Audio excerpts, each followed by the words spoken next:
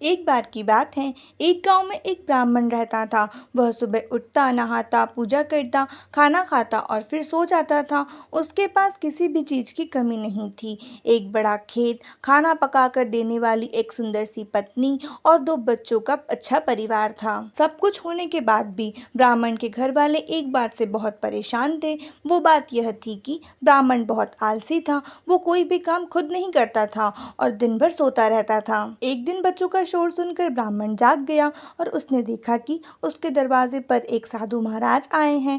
ब्राह्मण और उसकी पत्नी ने साधु महाराज का स्वागत किया और उन्हें भोजन कराया। भोजन के बाद ब्राह्मण ने साधु की खूब सेवा की। साधु महाराज उनकी सेवा से बहुत प्रसन्न हुए और उन्हें वरदान मांगने को कहा। ब्राह्मण ने वरदान मांगा कि मुझे कोई भी काम ना करना पड़े और मेरी जगह कोई और मेरा काम कर दे। तब साधु उसे वरदान में एक जिन देते हैं और साथ में यह भी कहते हैं कि जिनको हमेशा व्यस्त रखना, अगर उसे काम नहीं दिया तो वो तुम्हें खा जाएगा। वरदान पाकर ब्राह्मण मन ही मन बहुत खुश हुआ और साधु को आदर के साथ विदा किया। साधु के जाते ही वहाँ एक जिन प्रकट हुआ। पहले तो ब्राह्मण उसे देखकर डर जाता है, लेकिन जैसे ही वो ब्राह्मण से काम मांगता है तब ब्राह्मण का डर दूर हो जाता है और वो उसे पहला काम खेत जोतने का देता है। जिन वहाँ से गायब हो जाता है और ब्राह्मण की खुशी का ठिकाना नहीं रहता। कुछ ही देर में जिन फिर आ जाता है और बोलता है कि खेत जोत दिया, दूसरा काम दीजिए। ब्राह्मण सोचता है कि इतना बड़ा खेत इसने इतनी जल्दी कैसे जोत दिया। ब्राह्मण इतना सोच ही रहा था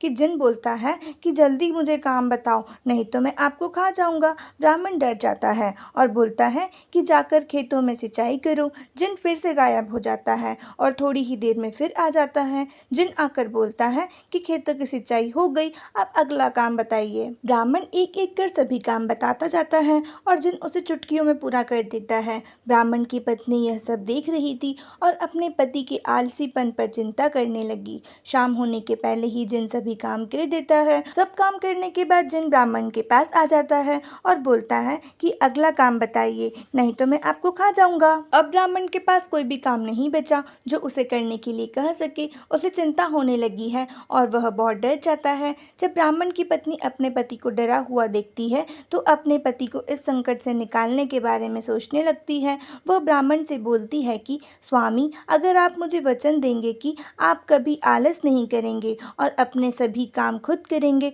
तो मैं इस जिन को काम दे सकती हूँ। इस पर ब्राह्मण सोचता है कि पता नहीं यह क्या काम देगी। अपनी जान बचाने के लिए ब्राह्मण अपनी पत्नी को वचन दे देता है। इसके बाद ब्राह्मण की पत्नी जिन से बोलती है कि हमारे यहाँ एक कुत्ता है, तुम जाकर उसकी पूंछ पूरी सीधी कर दो। याद रखना, उसकी पूंछ एकदम सीधी होनी चाहिए। जिन बोलता है कि अभी यह काम कर देता हूँ। यह बोलकर वह वहाँ से चला जाता है। लाख कोशिश के बाद भी वह कुत्ते की पूंछ सीधी नहीं कर पाता और हार मान लेता है। हार कर जिन ब्राह्मण के यहाँ से चला जाता है। उस दिन के बाद से ब्राह्मण अपने आलस को छोड़कर सभी काम करने लगता है और उसका परिवार खुशी खुशी रहने लगता है। कहानी से सीख, हमें कभी भी आलस नहीं करना चाहिए। आलस करने से हम मुसीबत में फंस सकते हैं, इसलिए हमें आलस छोड़कर अपना काम खुद ही करना चाहिए। आज की स्टोरी बस इतनी ही। अगर स्टोरी अच्छी लगे तो लाइक, शेयर एंड सब्सक्राइब करना बिल्कुल मत भूलिएगा। मिलते हैं नेक्स्ट स्टोरी में, तब तक के लिए थैंक्स फॉर वॉचिंग।